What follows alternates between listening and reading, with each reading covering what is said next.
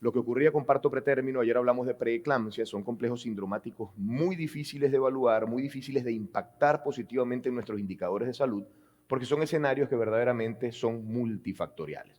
Y exactamente lo que ocurre en la restricción de crecimiento fetal. Tenemos un producto de la concepción que no desarrolla el potencial genético de crecimiento para el cual viene previamente determinado en su código, pues por supuesto de ADN, y esto lleva una gran cantidad de modificaciones, y la intención de compartir este tema con ustedes es entender de que nuestro trabajo no termina ni de cerca con la resolución obstétrica y que la restricción de crecimiento fetal tiene un impacto importantísimo que se extiende en la infancia, en la adolescencia, en la adultez y por supuesto en la vejez de ese producto que intrauterinamente estuvo sometido a factores negativos que no permitieron desarrollar su crecimiento. Y eso es lo que hoy en día se llama modificaciones epigenéticas, y un tema que ha impactado con una contundencia enorme en la medicina perinatal mundial que se denomina programación fetal. En definitiva, la restricción de crecimiento fetal, fíjense ustedes, afecta hasta el 10% de los embarazos. En nuestros países, en Latinoamérica, la malnutrición materna compromete una de cada 4 mujeres. Particularmente en mi país, 80% de la población es nutrocarente. Tenemos deficiencias de calcio en el 100% prácticamente de la población en estratos sociales 4 y 5 de nuestras comunidades, y adicionalmente tenemos pacientes con problemas anémicos muy serios en estos mismos estratos de distribución social. 18% de las muertes intrauterinas están con condición de restricción de crecimiento, y la mortalidad, que es 10 veces mayor en estos productos restringidos, si usted le agrega el contexto de síndrome de parto pretérmino, la mitad posiblemente van a morir durante la vida intrauterina o durante las primeras horas de vida postnatal. 60% de los fetos con restricción de crecimiento son hipóxicos. El problema es que un grupo muy importante de ellos tiene lo que se llama restricción de crecimiento intrauterino precoz o temprana y tienen una alta tolerancia a la hipoxia, y finalmente pareciera de que esto nos genera una condición de tranquilidad o de relajación que verdaderamente no es así. Los pequeños para edad gestacional no es exentos de riesgo, y esto es una conclusión, digamos, importantísima que tenemos que tener en cuenta. Y finalmente, ¿qué es lo que motiva a que estemos discutiendo la mañana de hoy este tema? 4 a 6 veces más alta la posibilidad de que tengan patología postnatal, para lo cual genéticamente no estaban preestablecidos. Porque si usted tiene padre, abuelo, tías, hermanos hipertensos, pues lo más probable es que genéticamente usted esté codificado para hacer hipertensión. Pero si no hay hipertenso en su familia y usted debutó a los 30 años, hay que evaluar retrospectivamente qué pasó en esos 9 meses de vida intrauterina, que son los más importantes de nuestras vidas. Entonces, en definitiva, nosotros tenemos una curva de crecimiento que es una campana de Gauss, tenemos un percentil 10 que históricamente hemos estudiado, y pues bien, nosotros vamos a centrar nuestra lupa en ese percentil 10 y vamos a ver exactamente qué ocurre con esos productos que crecen por debajo de ese dintel de crecimiento. Y dentro de ese percentil 10 que vamos a analizar, tenemos una consideración sumamente importante establecida allí en el percentil 3, que son los que son sí o sí fetos restringidos intrauterinos. Es decir, que de aquí a este momento, en lo que usted haga una determinación de Hadley o curvas de parámetros biométricos, las que usted utilice en su equipo de sonografía, y tenga un feto que crece por debajo del P3, así tenga parámetros de vigilancia antenatal normales, ese feto tiene un verdadero problema de restricción de crecimiento fetal. Por lo tanto, en los conceptos actuales, todo producto de la concepción que crezca por debajo del percentil 3, así tenga un Doppler normal, es un verdadero restringido. El problema se nos presenta en este grupo entre el P3 y 10, porque nos dijeron históricamente que si ese percentil 3 a 10 no tiene alteraciones hemodinámicas, se llama pequeño para edad gestacional. Y el pequeño pedaje gestacional es una cosa así como que uno respira y dice que bueno, es un pequeño pedaje gestacional, no es un restringido, estoy tranquilo. No estamos tranquilos. O sea, mi intención aquí no solamente es generarle, por supuesto, una reflexión importante en esto, sino que dejemos de ver a los pequeños para edad gestacional como fetos normales, porque verdaderamente no lo son. Si usted tiene un feto entre P3 y P10 y tiene alteración hemodinámica, ese feto también es una restricción de crecimiento fetal. Entonces tenemos un concepto actual que engloba 2 parámetros fundamentales que son concluyentes para la identificación de población de riesgo. El primero, un feto que crece por debajo del percentil 10, pero por encima del 3 y tiene un Doppler alterado. Eso es restringido. Y segundo, que tenga un debajo del percentil 3, independientemente de las pruebas de vigilancia, es un verdadero restringido intraútero. Muy bien, de este total de restringidos, 40% son disfunción uteroplacentaria. Señores, el problema de restricción de crecimiento fetal es un problema vascular, es un problema de la placenta, y todo lo que es vascular se ve por Doppler. Eso no tiene discusión. Que usted quiera hacer monitoreo fetal, perfil biofísico de Manning, cardiotocografía, bien, pues fantástico, pero usted tiene que seguirlos por Doppler y tenemos que entrenarnos en perfil hemodinámico. 20% tienen anomalías estructurales, 10% están atribuibles a síndromes genéticos no cromosómicos, Las infecciones, sobre todo parvovirus B19, citomegalovirus, de instauración en primer trimestre puede producir restricción. Y finalmente un pocotón de misceláneos, que son aquellos que simplemente son pequeños idiopáticos. Entonces tenemos estas dos definiciones que para no redundar ya las he comentado. Y finalmente una tercera no consensuada, no aparece en la mayoría de los protocolos, pero que los invito a prestar especial atención a sus pacientes que tengan un perímetro abdominal por debajo del P2.5, aún en ausencia de otros parámetros hemodinámicos. El problema de restricción, señores, es un problema de redistribución de flujo. Y esa redistribución de flujo no es gratuita. Un feto que se restringe intraútero tiene una disfunción placentaria de al menos 50%. Es decir, usted tiene que funcionar aquí en este auditorio con la mitad del oxígeno que reciben sus pulmones. Y eso tiene que extenderlo por un pocotón de meses que dura la gestación. Eso no es de gratis. El feto, para poder tener homeostasis, tener mecanismos buffer, tampones, compensatorios para corregir la hipoxia, él garantiza perfusión central, garantiza perfusión coronaria, garantiza perfusión adrenal, pero le resta flujo de sangre al mesenterio, le resta flujo de sangre al hígado y le resta flujo de sangre al riñón. Si el hígado no crece, el perímetro abdominal no crece. Si el riñón no recibe por arteriola aferente perfusión adecuada, el riñón no orina. Entonces, si usted va a esperar que ese bebé esté chiquito por perímetro abdominal o que tenga oligohidramnio, estamos llegando tarde a identificar el problema. Entonces, la redistribución de flujo es fundamental y especialmente es importante en estos pequeños para edad gestacional. Entonces, tenemos un severo problema. El bebé no crece intraútero y es una condición multifactorial donde el escenario ovular o placentario es el común denominador. Hasta aquí creo que todos vamos hablando el mismo idioma. Se mete entonces el problema epigenético. Yo les resumo la epigenética, que a veces uno cuando lo lee, eso es como que yo le digo a mi residente, léase el capítulo de bases físicas del Doppler. Eso es extraordinario para que lo hagan eso a las 10 de la noche si tiene insomnio. 2 o 3 líneas, se queda dormido. La epigenética es exactamente la misma historia. Cuando uno lee epigenética no quiere pasar de la segunda línea, porque ya tenemos como la predisposición que es un problema complejo. No, no es complejo de entender. La epigenética me indica de que un producto que viene normal genéticamente hablando, si yo le meto una noxa prolongada y severa, va a tener alteraciones en la expresión de su ADN que lo va a codificar anormalmente para expresar enfermedades para las cuales ya no venía previamente determinado. Es decir, va a terminar teniendo patologías cardiovasculares, metabólicas, en esfera renal, inclusive en esfera psiquiátrica, con esa excelente conferencia que nos acaba de compartir la doctora, y ya lo veremos dentro de unos minutos. Entonces, tratando de simplificar lo complejo, existen dos fenómenos importantísimos en la epigenética fetal. El primero es que el ADN se afecta porque sufre un proceso inadecuado de desmetilación y cuando el ADN no se desmetila hay una disregulación de la transmisión del ARN mensajero. Y si nos acordamos un poquitico cuando veíamos genética previamente, el ARN mensajero es el que nos permite transmitir la información o la codificación genética. Y además participan unas señoras que se llaman histonas, que se metilan, es decir, hay grupos metilos que afectan las histonas, y eso establece un código genético completamente diferente, con aberraciones en la transmisión del mensaje, que predispone enfermedades a futuro. Vamos a ver entonces cosas que podamos nosotros interpretar de manera más adecuada. Ya les decía que la placenta es una condición fundamental, que cuando analizamos las placentas de estos productos restringidos, más de la mitad tienen disfunción, infartos placentarios, depósitos fibrinoideos, alteraciones intervillositarias y por lo tanto estas gap junction, estas lagunas villositarias terciarias se comprometen de manera muy importante y al final hay un gran fenómeno masivo de vasculopatía trombótica. Para que usted tenga un perfil umbilical, un Doppler de arteria umbilical alterado en un feto que le está haciendo un Doppler, al menos 60% de la placenta debe estar comprometida. 60%. Antes del 60% de compromiso placentario, eso se llama fase silente y ese feto no nos muestra ningún tipo de alteración en su perfil hemodinámico, aun cuando ese porcentaje tan importante de la placenta esté comprometido. Entonces, todos estos fenómenos epigenéticos alteran la codificación y si empezamos por la esfera cardiovascular, fíjense las modificaciones que son muchas veces subclínicas que van sufriendo estos productos.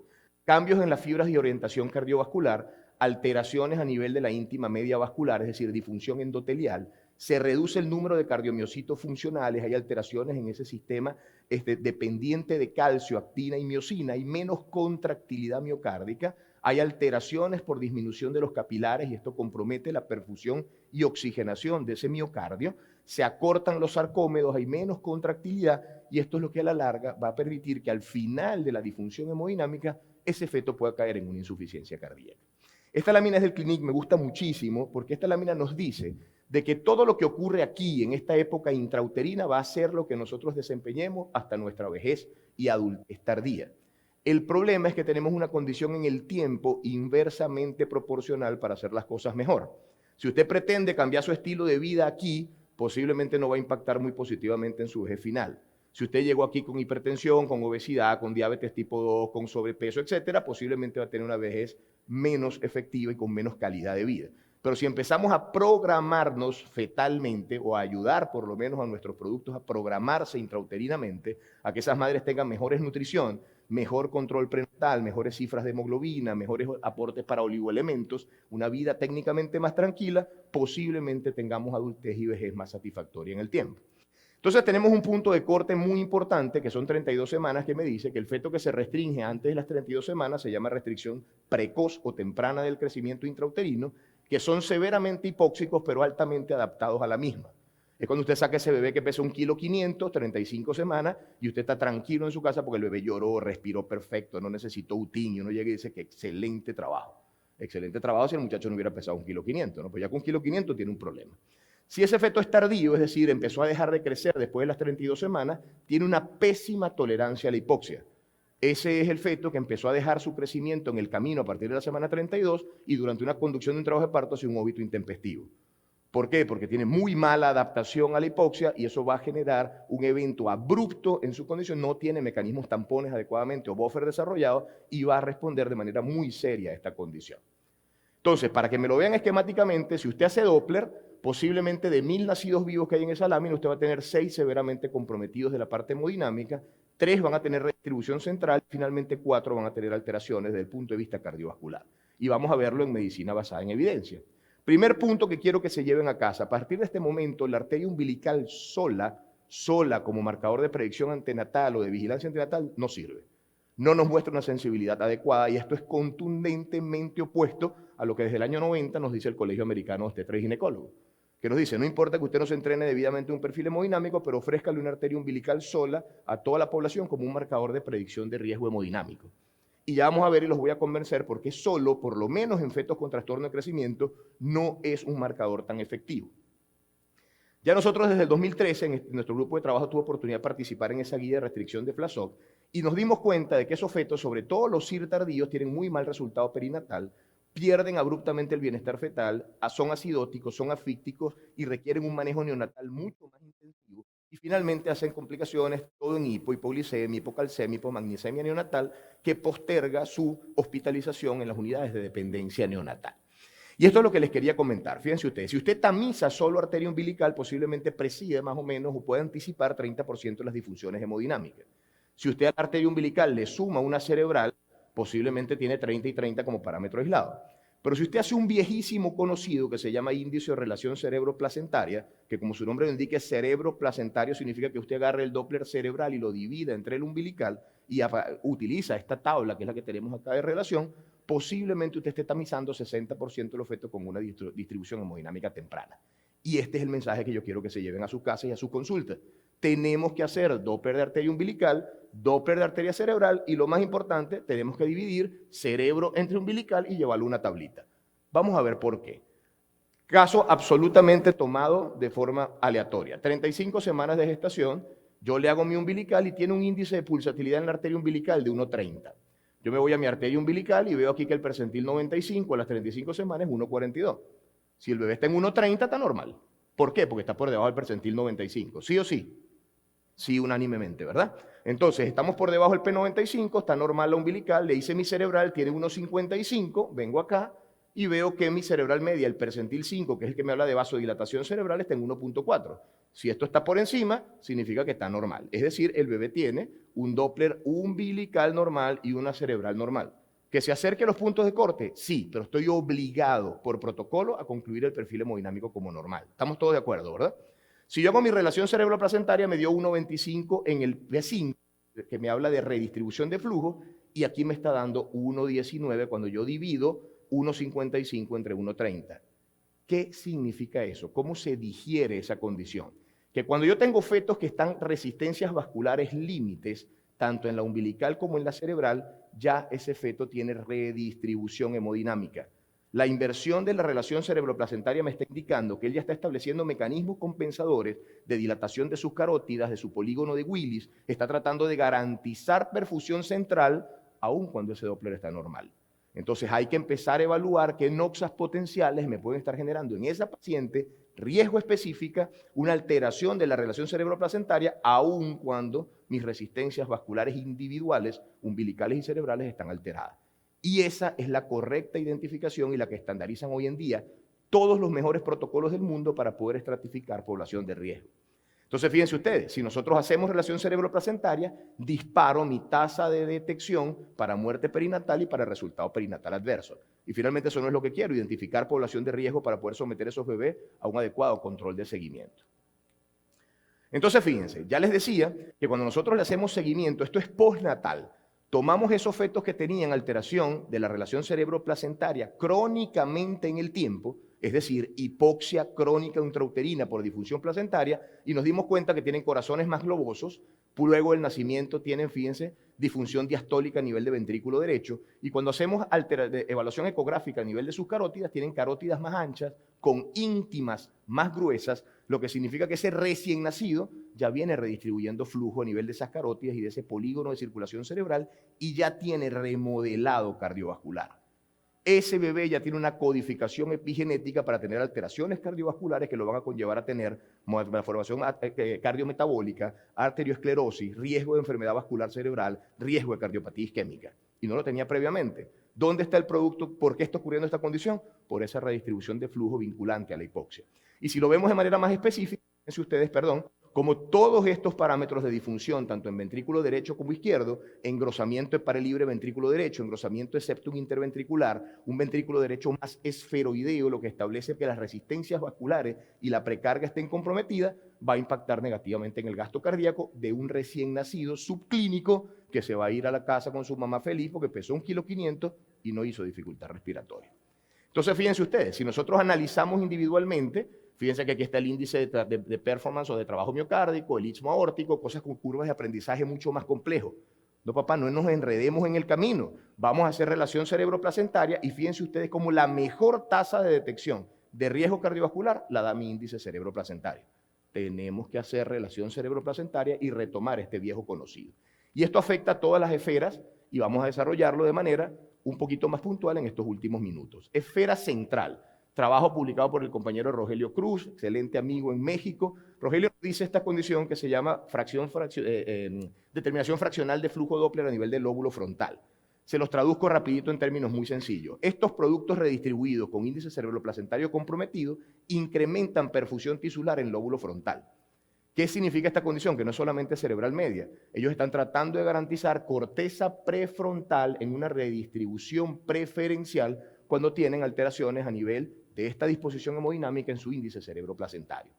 Que tengamos que hacer un pocotón de cosas, cerebral anterior, cerebral media, fíjense aquí está la fracción, ¿no? Desde el punto de vista de evaluación volumétrica del lóbulo frontal, pero miren quién está aquí como segundo en la lista y quién es el primero que se afecta en estos productos que Rogelio vio que después redistribuían hacia corteza prefrontal de manera marcada, aquellos que tenían relación cerebroplacentaria comprometida.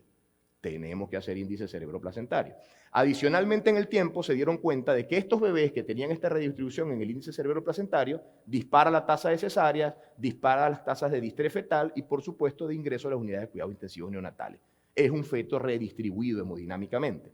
Hay alteraciones a nivel del Doppler cerebral con cocientes de relación bien importantes en el incremento de riesgo. Y finalmente, ¿qué ocurre con estos productos en su primera infancia? Limitaciones cognitivas, trastornos del lenguaje, disfunción motora fina, problemas adaptativos socioemocionales y desde el punto de vista de escolaridad, y son esos casos que están empezando a engrosar en este momento un saco gigantesco de patologías que no sabemos de dónde vienen, que se llama TEA, trastorno espectro autista.